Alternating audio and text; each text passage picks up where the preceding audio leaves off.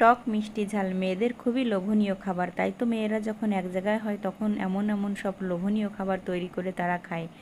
আমরা ওখানে শুরু করে দিয়েছি আমড়া মাখার কাজ। আমরা স্কুলে বসে এই যে আমড়া মাখা খেয়ে থাকি, এটা কিন্তু খেতে দারুণ মজা লাগে। আসলে এর স্বাদটা যে একবার খাবে সে পুনরায় আবার আমাদের এই আমড়া মাখা খেতে চাইবে। আসলে বাসায় যতই নিজে এমন করে আমরা মাখিয়ে খাই না কেন, যাই হোক না কেন, যে কিছুই মাখা এমন খাই না কেন, সেটাতে মোটেও তেমন স্বাদ লাগে না।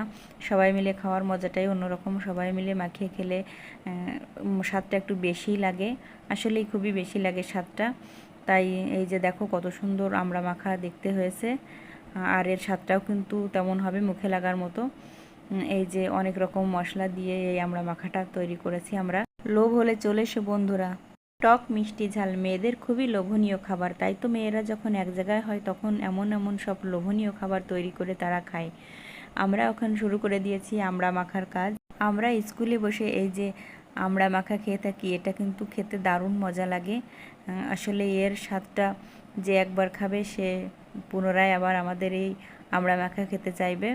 আসলে বাসায় যতই নিজে এমন করে আমরা মাখিয়ে খাই না কেন, যাই হোক না কেন, যে কিছুই মাখা এমন খাই না কেন, সেটাতে মোটেও তেমন স্বাদ লাগে না। সবাই মিলে খাওয়ার মজাটাই অন্যরকম। সবাই মিলে মাখিয়ে খেলে স্বাদটা একটু বেশিই লাগে, আসলেই খুবই বেশি লাগে স্বাদটা। তাই এই যে দেখো কত সুন্দর আমড়া মাখা দেখতে হয়েছে, আর এর স্বাদটাও কিন্তু তেমন হবে মুখে লাগার মতো। এই যে অনেক রকম মশলা দিয়ে এই আমড়া মাখাটা তৈরি করেছি আমরা। লোভ হলে চলে এসো বন্ধুরা।